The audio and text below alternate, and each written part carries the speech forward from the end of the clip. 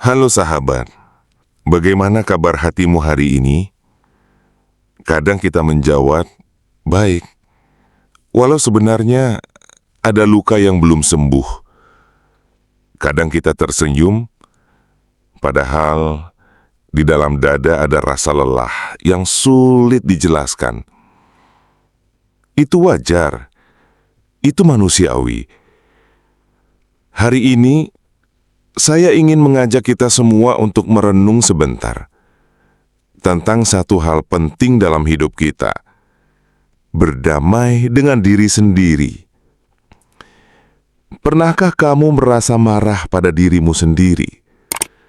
Merasa tidak cukup pintar, tidak cukup cantik, tidak cukup sukses, atau tidak sehebat orang lain? Kita sering jadi hakim paling kejam bagi diri kita sendiri.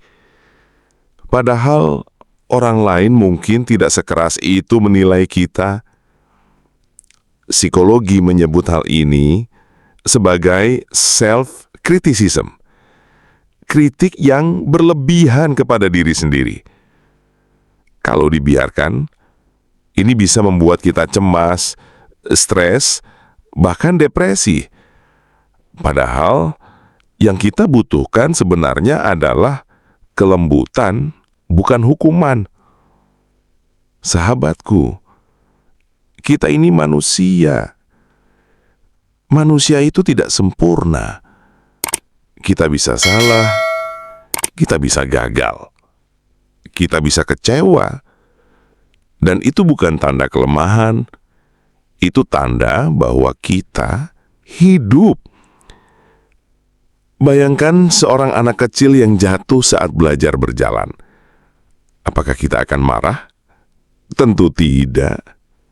Kita justru tersenyum, mengangkatnya, lalu berkata, "Ayo, coba lagi. Kamu pasti bisa." Begitu juga seharusnya kita memperlakukan diri kita sendiri. Dengan sabar, dengan lembut, dengan kasih.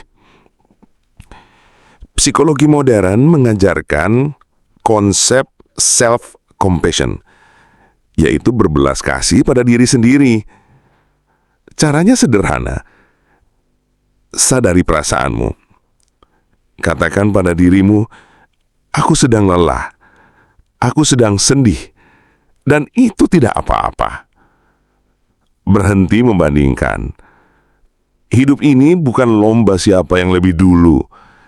Semua orang punya waktunya masing-masing. Ucapkan kalimat lembut pada diri sendiri. Seperti, "Aku sudah berusaha. Aku berharga. Aku pantas dicintai." Kebenarannya sederhana, tapi kata-kata itu bisa menyembuhkan luka yang tak terlihat.